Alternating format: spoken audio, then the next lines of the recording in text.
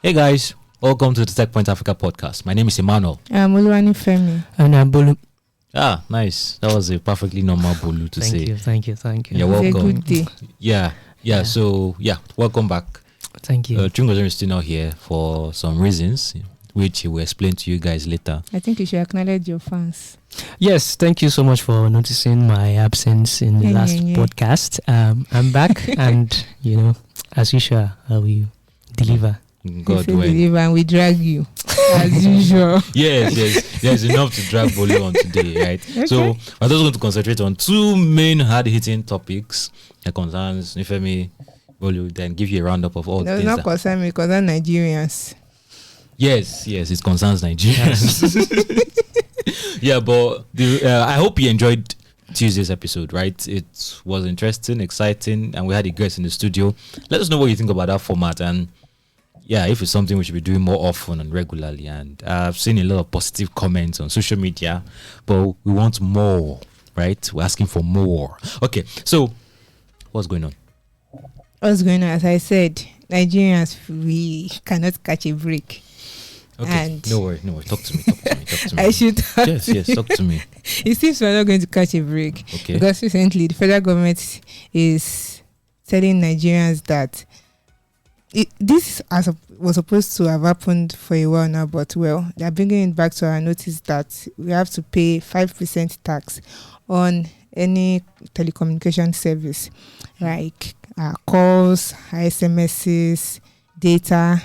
We are paying 5% tax on them. This is supposed to have been in effect since June of this year, but there have been pushbacks, right? And now there are a lot of pushbacks. Even surprisingly, right, the director of NCC, Pantami, right, the Minister of Communications and Digital Economy, is saying that no, we can't accept this. So, and for the first time, it's on our side. Seems it's on our side, at least from the face value. Seems it's on our side. It's saying this is not possible. So if you are thinking that how does this concern you, it actually does.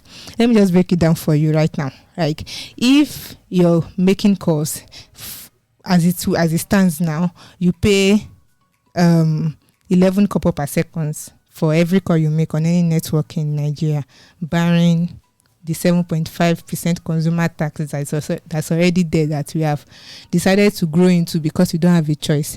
So barring that, you are paying 11 kobo per second on every call you make. That is like 6 naira 60 kobo per minute for every call you make. So if this 5% tax goes into effect, you'll be paying like extra 33 kobo on every minute of call that you make. Seems inconsequential. Let me go on.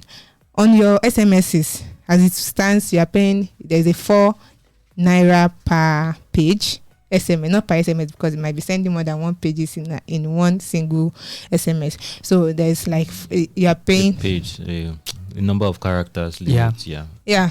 It depends on whether you are using a feature phone or a smartphone.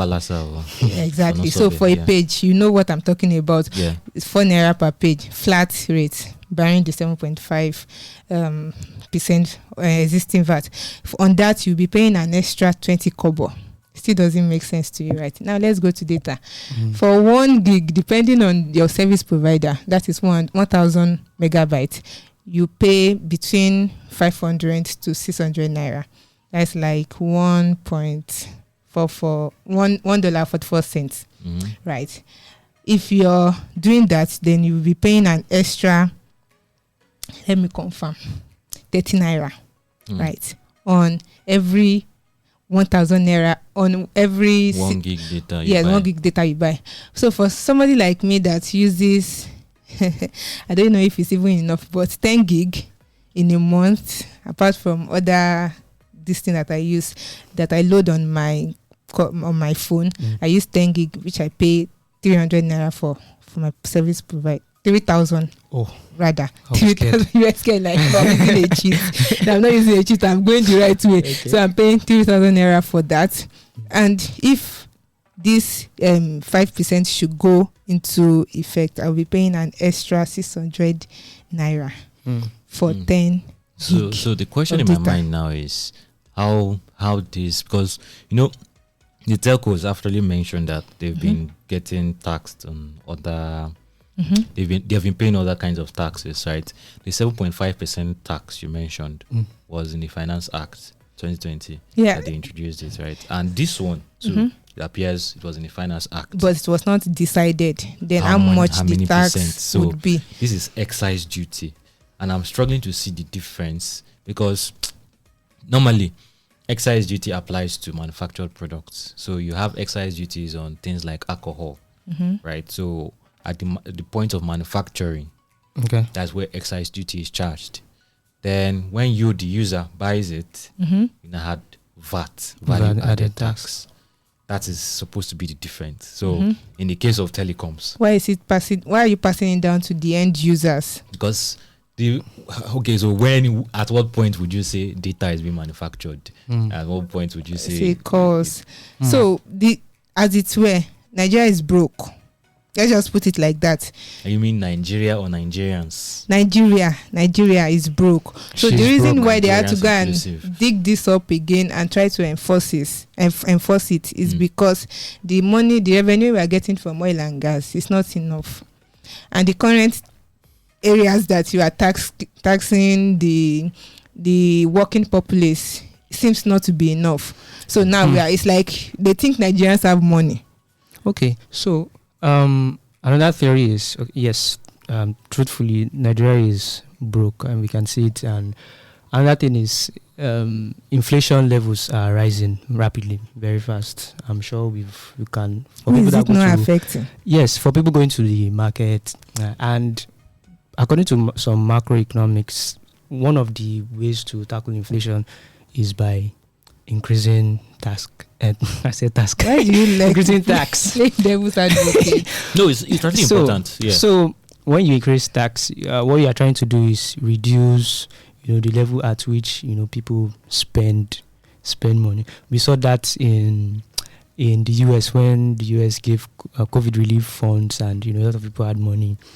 It's part of the reasons why the US also saw some levels of inflation in their country, and they are tackling that also with similar means, but it is not, the way they are tackling it is not really putting the burden directly on the citizens. They have they've approached it in a way that makes things easier for people. So the task, why do I keep saying task?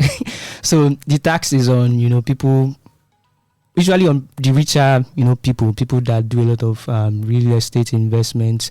People who tend to borrow a lot of money. They increase the interest rates on things like that. So those are some of the ways they do that.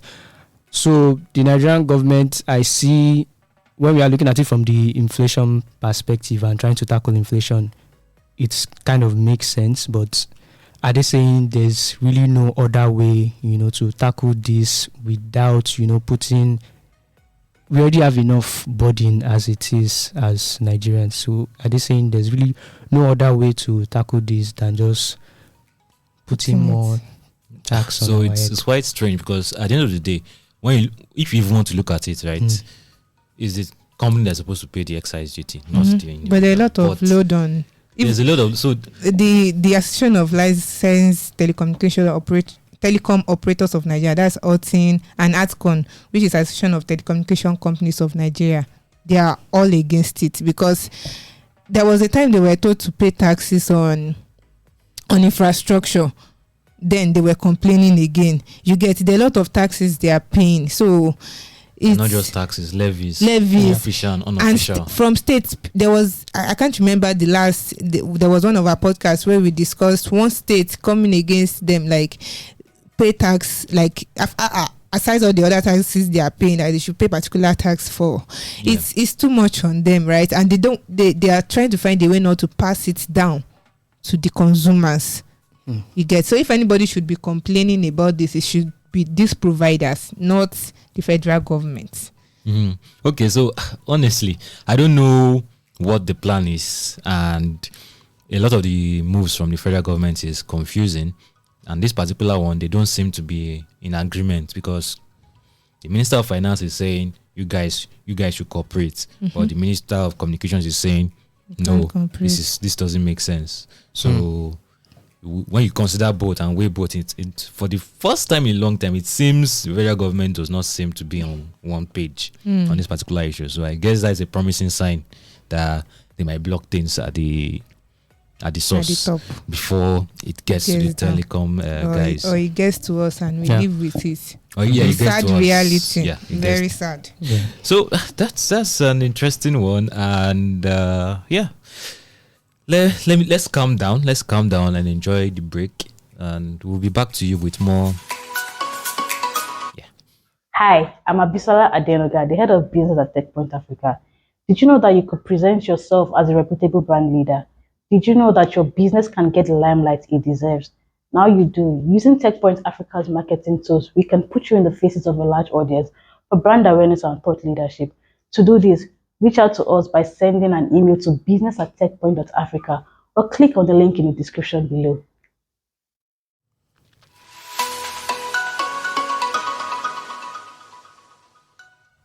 Hey guys, welcome back. Yeah, we've been talking about excise duties, 5% excise duties on phone calls, SMS, and internet data, in addition to the other taxes you've been paying. Because trust me, even though they say the company will pay the tax, they're going to pass it on to you. Trust me. Definitely. Eventually. Yeah. So, in some cases, it's not even government regulations that will make the companies pass on costs to the consumer, right from the bat, right when you want to use the product.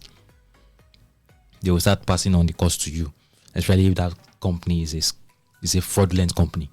And my good friend Bolu here has a testimony for all of you. Bolu, what's up? What happened? Tell me. Okay, yeah. So it's a safe space, okay? So we have more news from the crypto sphere, from the crypto space. It's crypto. Yes. I didn't know. It doesn't feel like ever have good news from that. Okay. To be honest, thinking about it now, we've barely had any positive news from my side of Is the market still down? The market is still down. So I should not bother logging into my Binance app. Since you've been dragging me, log in, please. To do what? Let me see you cry or something. Yes, yes. Yeah. Yes. So what's happening now is it's just news of another crypto scam that the SEC, that's the United States SEC, has just slammed the founders of the scam, the people who founded the Ponzi scheme that was used to scam investors to a tune of $300 million. In Naira, that's small money. in Naira, that's around over 100 billion. 100 billion. Yes, Naira. 100 billion Naira. When we are looking at the current, black market rates. Use black market. Yes. Why you not nice? Use official rates. No. Okay, nobody can get dollar with official rates right now. So let's move on. Yeah. So the SEC has slammed the founders of Forsage. Forsage is a Ponzi scheme, that was able to scam investors to a tune of $300 million. Bolu, you're not looking at my eyes. You're narrating the story. You're looking at camera. And the camera will not help you. No, I'm being sympathetic with you. Just looking at us while you're talking. So I was part of this, You're part of it. Unfortunately. Oh, wow. What happened? So, investors that were scammed to a tune of $300 million. Part of that $300 million, my 4K is part of that money. $4,000 or 4,000 naira? No, 4,000 naira. 4,000 naira is part of that, and they've charged them, and it actually happened in 2020. The Forsage scam. People who got into crypto around that time would really. It was almost certain that you'll have gone through that, because that was some of the ways some people even got started with crypto, with the Forsage scam, and there were different kinds of Forsage scam. Do you get started with scam? Ethereum. Most people who got into crypto, my own problem probably is got how through scam. How is it like you want to trade? Yeah, exactly. How did this scam work? Okay, exactly? yeah. So the thing is, crypto getting into crypto around, for me though, and for others who got into it around 2020, the COVID period, you don't, they sell you these, stories of how, you can make a lot of money. The usual things when it comes to Ponzi schemes, and they tell you, okay, you want to own. Because investing, they know people don't have a lot of money to invest, so they tell you want to own one Ethereum. And around that time, I think one Ethereum was around 50,000 naira, and I didn't have 50,000 naira then, and I saw that okay, if I give someone 4,000 naira and I'm able to bring more people. Basic, multi-level marketing schemes, and I'm able to bring more people. I can grow my 4,000 naira to eventually owning around 3 or 4, Ethereum. So you register with 4,000. Yes. And you bring how many people? And you yes, you bring as much, as much. It's not as 2 you people. can. Then those people bring 2 people. Then Exactly, that's how multi-level marketing. No, but I want to know how your own works. Is it that you just be bringing as many people as possible by yourself, or there's a specific level you are supposed to get to before you hit? Okay, that's exactly how it works. If I'm able to bring more people, and then the more people those people keep bringing more people, but I can also bring more people by myself. But then I only put them. After I'm asking if it's a minimum number of people you're supposed to bring, or you just left three people. Three was the number of people you're going to bring. Okay. Yeah, so when you first get in, so they were able to scam us, because I'm one of them. They were able to scam us of about $300 million, and it was it was really big scam then. $300 million, when we talk about crypto scams, might seem like it's just small money. Maybe there are some people they scammed of billions of dollars. For example, on this podcast, I'm sure you recollect when we were talking about the scam by MTI, Mirror Trading International. That was to a tune of $1.7 billion. And so this is just $300 million. Well, this you might say this is just, but for I was, numbers, statistics is just statistics, but when you start seeing the faces behind those numbers, So I'm trying to understand your loss in context. This 4,000 naira that you lost was in 2020. Yes. So when you adjust for inflation, getting a bit more sympathetic. That's around 9. No, wait, what? No, I'm roughly saying it in the context of how much you were probably earning then. I actually just finished. I just finished university. Service. No, it was. I just finished university then, and that is not inflation. What I'm talking about. No, I did have money then. I was pretty. I was broke. 4,000. Yeah, exactly. I was broke then. Things were red for me then, like. I think I Game of Thrones red wedding red, really red. So. And the scam was basically, it had they painted it in such a way that it looked very real. You could see the connection with blockchain, things like that. And then that's why when you're about to get into crypto, you hear a lot of people talk about doing your own research. But what I've noticed with doing your own research is scammers are getting smarter, right? They're writing blog posts. Exactly. And doing content marketing. Exactly. They have very good white papers. Imagine a scammer hires someone like me now to write their white paper. If you read it, it will be convinced. You might be convinced, right? So that's one of those things that are just making it even more difficult. So even doing your own research might, patience is now also one of those things you need to have, before going into crypto. So you need to look at how is the project going, what is it looking like. Don't rush. Observe, because you might not always catch things from reading research, and you might miss some things.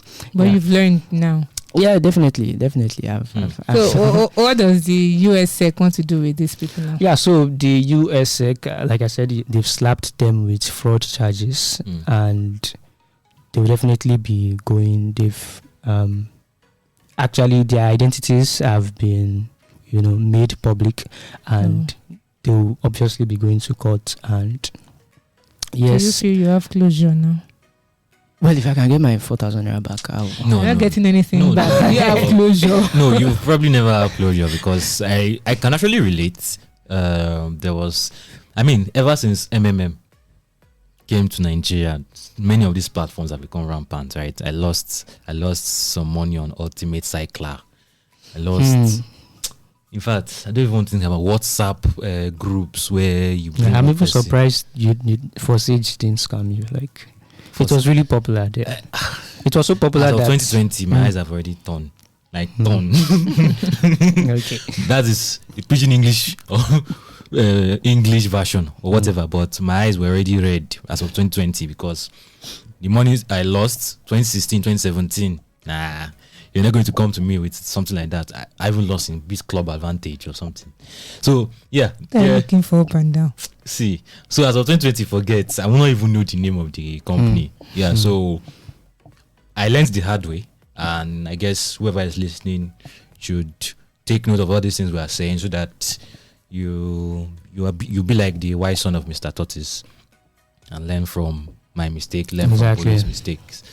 Yeah. FM is looking at us like I'm investment averse, so yes. Is it risk averse? That's what they call it. So you hardly find me getting scammed because I can smell it from afar. Even the real ones, I will still doubt you. Well, fair point. Okay, so yeah, those are some. Let's just take your take home from whatever we just said, and lots of interesting things are happening in the tech space in Africa. So what else has been happening? What did we miss? What did we not talk about today? Kenya's insurtech startup Lami Technologies has raised an extra 3.7 million seed round to expand its insurance products Insurance is not in Africa. In Africa. Exactly. Yeah. So I think you should check out that story on Techpoint. Then of course, identity verification startup YouVerify, they closed an additional $1 million seed to verify 2 billion identities. 2 billion in Nigeria. I guess we Africa. don't have 2 billion people in Nigeria.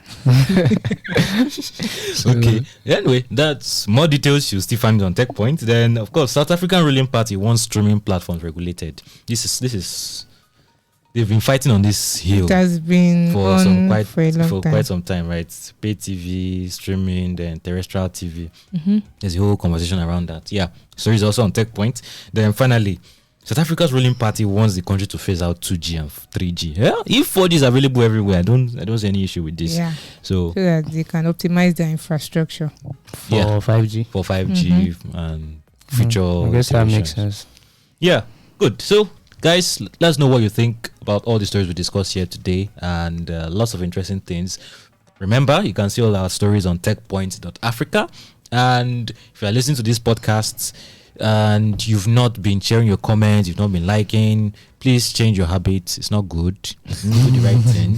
So, yeah, in the future, we're going to be looking out for things like this and find a way to support and reward our loyal listeners. I mean, Nifemi gave you something the other time and nobody passed. Okay, I thought you wanted to push me under the bus. Nobody passed. The questions were not hard. Who said the question was hard now? I'm just putting it out there. Good. If you're listening to us for the first time, please, where can you find the podcast? Let's hear the voice. Yes. You can find us on Google Podcast, Apple Podcast, Spotify, Hi-Hat Radio, and anywhere else you get a podcast. All right. Bye, everyone. Bye-bye.